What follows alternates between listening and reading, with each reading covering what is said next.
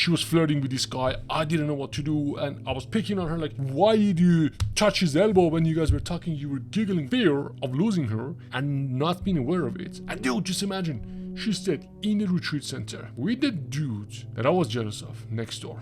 That night was the night that a part of me died. The most important person in your life, which you know is gonna be happy with somebody else. I was having a very weak time of my life. I was super emotional. I was so attached to her, and I wasn't aware of this because my life wasn't that great without her. And she was giving me certain emotions that I wasn't feeling anywhere else. She noticed that, and when women realize that the dynamic between you and her has shifted, you're not the cool, powerful, confident, attractive guy that you used to be when you guys met, and now you need her to feel all of these good things. Dude, good luck. Things are gonna fall apart so badly because you changed. And when you change, because you lose yourself, now she notices that, and attraction dies, trust dies, because she can't trust you. She doesn't want you to need her to be happy. She wants you to be like the rock stable, but she sees that. They kicked me out 1 a.m. I never forget, it was raining. They come and knocked on the door and said, you can't be here anymore. Because I made a scene. When I was packing my stuff, I said, okay, let's go. She said, I'm not coming. And dude, just imagine, she stayed in a retreat center with the dude that I was jealous of next door. That night was the night that a part of me died. The weak part died, and I realized I don't want to be this guy anymore. I don't want to feel like this anymore. I don't want to live like this anymore. It was painful. I got very angry after that. First of all, I cried the whole way. It was a 3-hour drive. It was rainy. It was so intense. It's like the most painful thing in the world. I started to get into these pickup things. I had some skills, but I was so rusty. I started to meet women from the day after that with so much anger. But I was hiding it. Then I met another woman. I was feeling good, but I was really angry. Man, I was like 2 years I was angry because of this. And I really hated what happened. Then through this process, I realized I need to change. I realized I was a needy person. I was an insecure person. I put too much on her. I changed. That night that thing happened was the beginning of becoming a person that I am today. And I want to tell you about that transition, because if that transition happens in your life, man, your life will never be the same. You'll never be the same. It means you'll never struggle with relationships. You'll never struggle building attraction. You just don't care anymore. If it sticks, awesome, great. You can experience a much better, healthier relationships. If it doesn't work, you don't take it personally. If that woman goes, she doesn't pick you, she picks somebody else, suddenly your insecurities come up. You feel insecure because, oh shit, I lost this woman. She's not with me anymore. She's with somebody else. What am I gonna do now? And then it becomes painful, so you try to hold on to that relationship. I haven't had fights or arguments for years with women. Relationships are good, they're healthy. If they continue, awesome. I'm in touch with most women that I met in the past few years. All on good terms. Yeah, there's occasional conflicts like you have with guys, but it's not that. It's not the breakup anymore. It's not that even if the girl that I love the most, she wants to go, okay, I understand. Then until a few months later, we may or may not talk, and I'm totally fine with that. And that's a great place to be. Now, what happened? I want to tell you about this transition. How did that happen? How can you get there? A lot of this neediness and insecurities go back to years ago when you were a kid. We want the answer now. We don't want to do 30 years of therapy that may or may not get the answer. I want it now, and I didn't want to be unhappy. I didn't want to be sad. I didn't want to be upset. So I started to question my belief. Why do I think that it's 100% responsibility to make me happy? I started to think, wait a minute, I don't want to feel like this. Why do I want to all the time wait for another person, a woman, to make me feel good? I just don't want to do this. It's like being dependent on alcohol. I just didn't want to do that. You know, there's a decision you make. You say, I'm not going to drink anymore. I'm not going to smoke anymore. I'm not going to let any woman or any person to determine how I feel. Dude, she doesn't call. Great, move to the next person. She calls, awesome. But if you struggle with accepting this, that is where you should work on. Stop it. Why do you feel that that woman should go on a date with you? So you sit on a date, have a conversation with this, and you feel good now, everybody looks. Now, okay, I'm not alone tonight. I'm happy now. Now I can have a deep breath now. My life has a good meaning. Now I can go home. Maybe you have sex, maybe you don't have sex. And then I feel good. I just didn't want that. I said, dude, that is not who you are anymore. You do not rely on woman anymore. Finished. It's the end of it. It's the end of it. You need to want that first. When you want that, when you decide you want to become that guy, then your mind starts working in that direction. But if you don't do this, you start to cope the wrong way. You start to drink, you start to go party, you jump from one girl to another girl. You start to do things that are bad for you because you don't want to face that demon. You gotta face it, dude. This breakup brought to your attention these emotions. Now these emotions are here. What do you want to do? You want to stay the same weak guy that you are, the same weak, insecure guy that you are, and constantly chase these emotions, let these emotions bully you to go after this woman. Now she doesn't work, now go after another one. Do you know how cringe it is to women to see that? Do you know how unattractive it is to be that guy? Do you want to do that, or you want to say, okay, wait a minute, I'm sitting here, these emotions are here, I'm not these emotions come and go. Let me attend them one by one and let me see why I feel these emotions. I want you to think about all of the problems that you have with your ex or with this woman that you're trying to build attraction with. All of the problems. What does she make you feel? How do you feel when you talk to her? How do you feel when she turns you down? How do you feel when you're supposed to go on a date and she cancels? How do you feel when she ignores you? She ignores your messages. How do you feel when you have these butterflies and you want to see her, but she's cold? And she's distant and she ignores you. Think about those feelings when you're together and you have intense, crazy sex. How good does it feel when it's connected and you feel there's fire between you and her?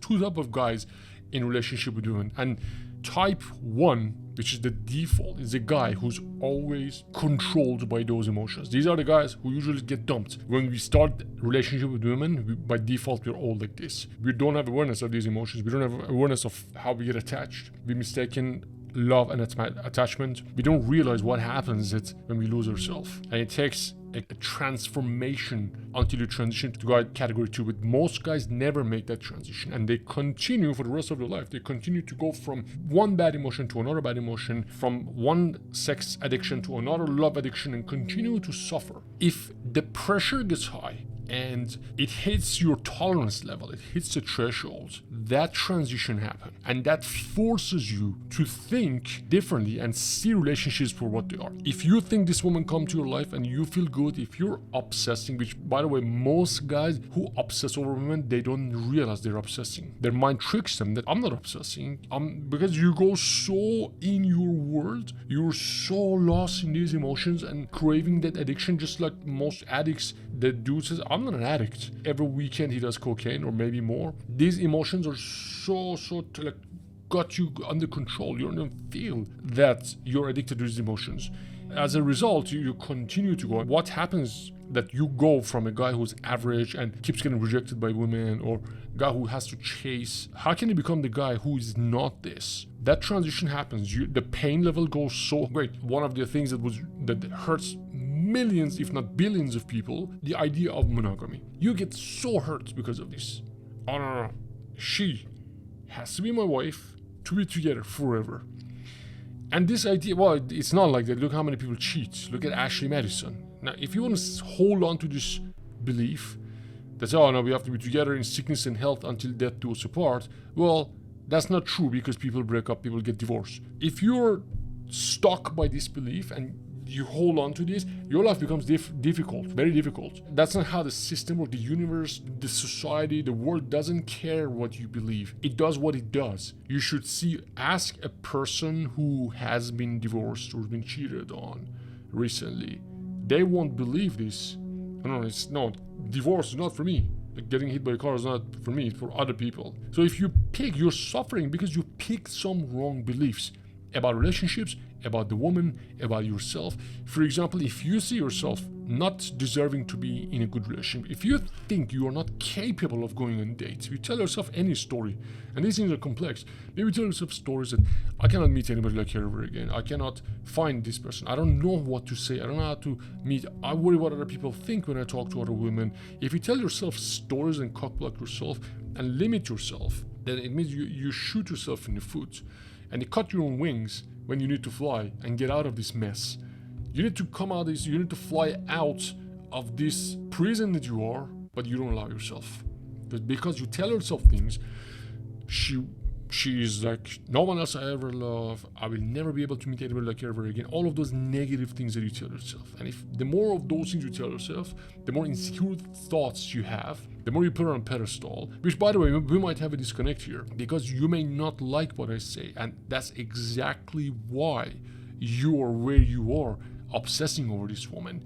Because most people who are obsessed don't believe they're obsessed, because they think, no man, this Ben guy that telling me these things on YouTube, he doesn't understand me. You don't understand you. I was where you're at, and I was in a much darker place than most guys that I talk to, but I just didn't want to do it anymore. I realized I put this woman on a pedestal. This woman that I'm killing myself for, she's probably getting dumped by other guys.